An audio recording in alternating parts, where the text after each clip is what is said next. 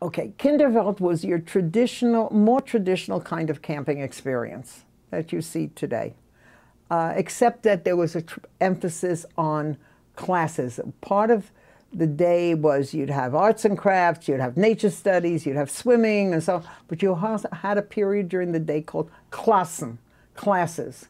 And you picked a class, whether it was Yiddish language or Yiddish literature or something appropriate for whatever your level of knowledge was and your age group. And it was very well organized. And my father was one of those who put together those programs at camp.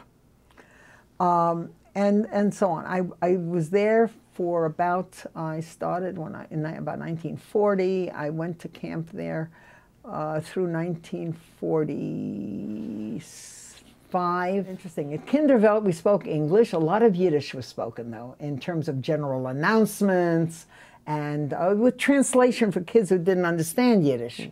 But a lot of Yiddish was in the environment. Singing songs were in Yiddish. There were Yiddish plays and so on and so forth, where we'd put plays on in Yiddish and so on. The Kinderwelt was leftist, but with in more Tel Aviv fashion, I would call it. You know, more menschlich beim Weg. It wasn't so intense.